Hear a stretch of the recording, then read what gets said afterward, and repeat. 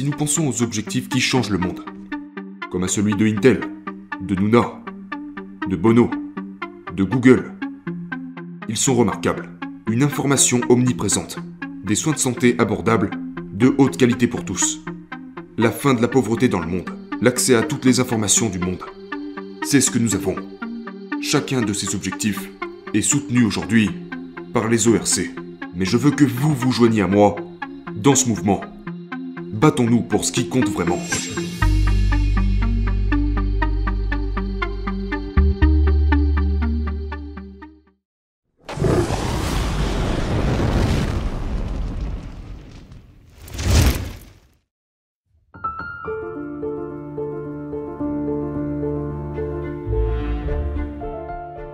Nous sommes à un moment critique. Nos dirigeants, certaines de nos grandes institutions, nous laissent tomber. Pourquoi? Dans certains cas, c'est parce qu'ils sont mauvais ou sans éthique. Mais souvent, ils nous ont menés vers de mauvais objectifs. Et cela est inacceptable. Il faut que ça cesse. Comment allons-nous corriger ces erreurs? Comment allons-nous choisir la bonne voie? Cela ne va pas être facile. Pendant des années, j'ai travaillé avec des équipes talentueuses. Des équipes qui ont choisi les bons et les mauvais objectifs. Beaucoup ont réussi, d'autres ont échoué. Et aujourd'hui, je vais partager avec vous ce qui fait vraiment la différence. Ce qui est crucial. Comment et pourquoi ils se fixent des objectifs significatifs et audacieux. Les bons objectifs pour les bonnes raisons. Revenons en 1975. Oui, ça c'est moi. J'ai beaucoup à apprendre, je suis un ingénieur en informatique, j'ai les cheveux longs, mais je travaille sous les ordres d'Andy Grove, qui a été nommé le plus grand manager de son époque et de toutes les autres. Andy était un super leader, et aussi un professeur.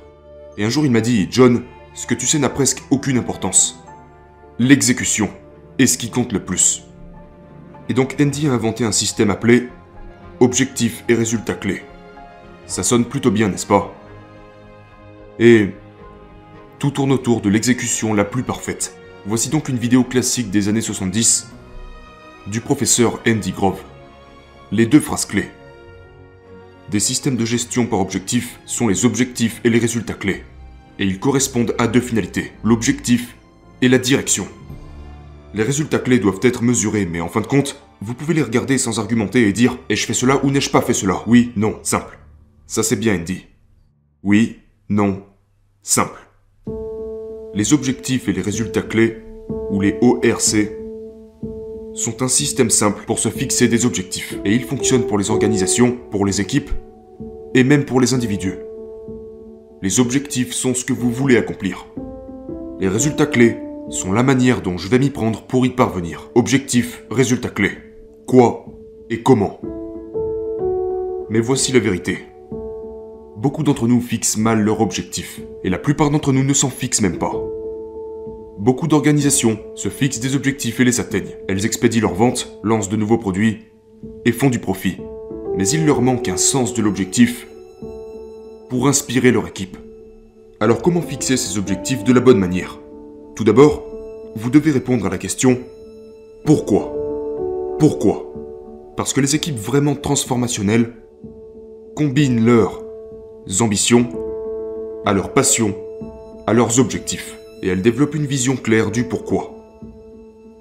Je vais vous raconter une histoire. Je travaille avec une entrepreneuse remarquable. Son nom est Ginny Kim.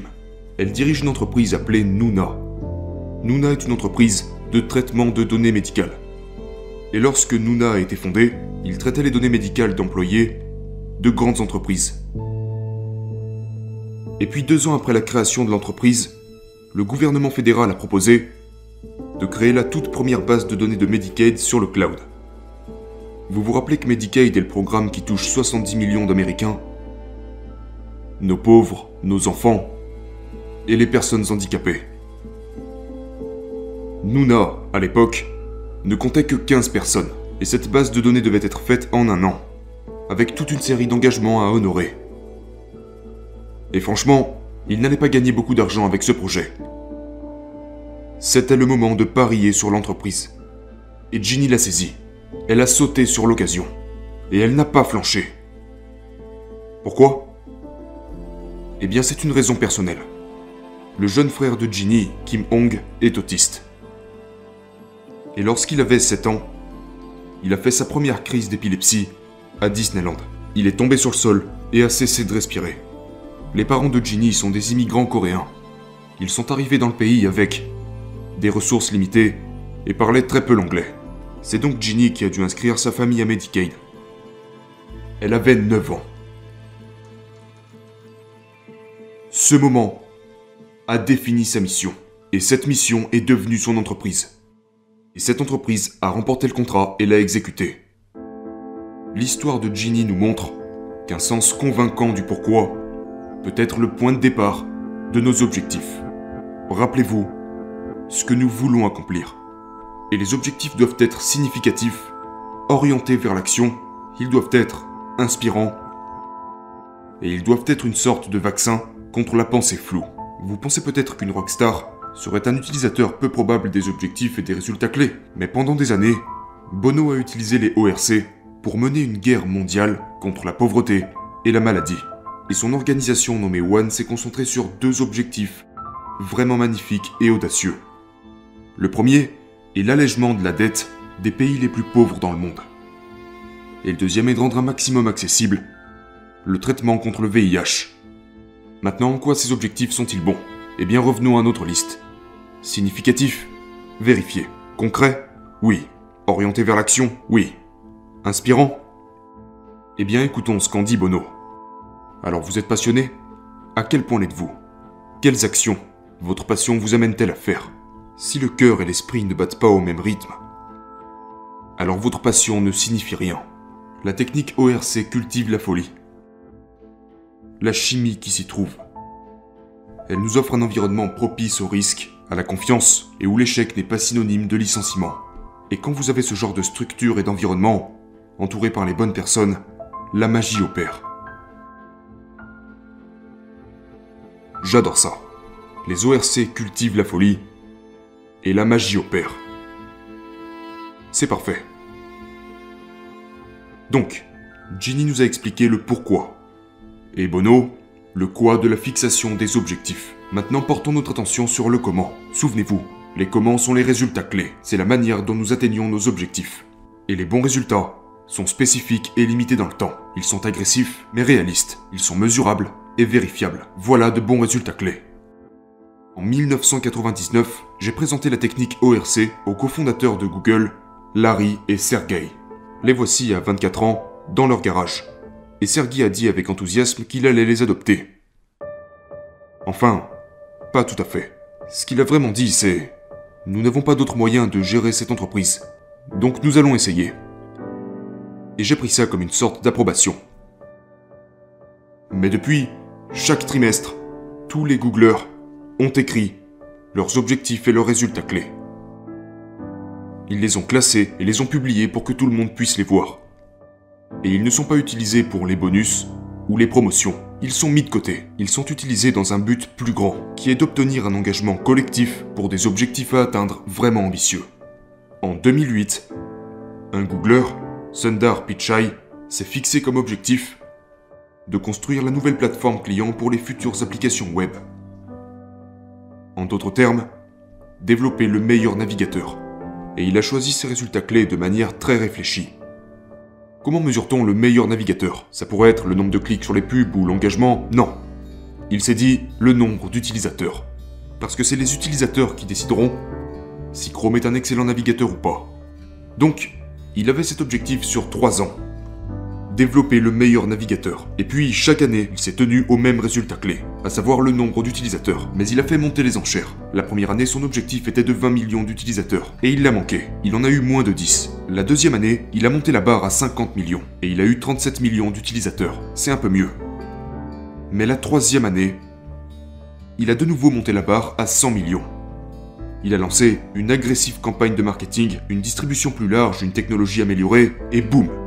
Il a atteint les 111 millions d'utilisateurs. Voilà pourquoi j'aime cette histoire.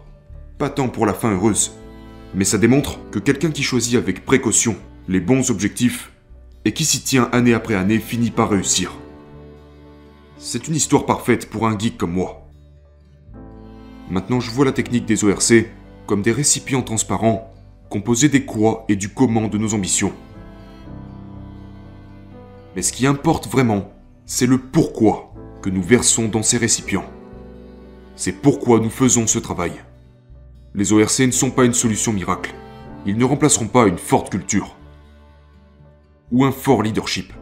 Mais lorsque ces principes fondamentaux sont en place, ils peuvent vous emmener au sommet de la montagne. Je veux que vous réfléchissiez un instant à votre vie. Avez-vous les bonnes mesures? Prenez le temps d'écrire vos valeurs, vos objectifs et vos résultats clés. Faites-le aujourd'hui. Si nous pensons aux objectifs qui changent le monde, comme à celui de Intel, de Nuna, de Bono, de Google, ils sont remarquables. Une information omniprésente, des soins de santé abordables, de haute qualité pour tous, la fin de la pauvreté dans le monde, l'accès à toutes les informations du monde. C'est ce que nous avons. Chacun de ces objectifs est soutenu aujourd'hui par les ORC. Désormais, on m'appelle Johnny le chantre des ORC, pour avoir répandu la bonne parole d'Andy Grove. Mais je veux que vous vous joigniez à moi dans ce mouvement. Battons-nous pour ce qui compte vraiment, parce que nous pouvons appliquer les ORC au-delà de nos entreprises. Nous pouvons les appliquer dans nos familles, dans nos écoles, même dans nos gouvernements. Nous pouvons tenir ces gouvernements pour responsables. Nous pouvons transformer ces informations. Nous pouvons revenir sur le droit chemin si nous pouvons mesurer ce qui compte vraiment. Merci.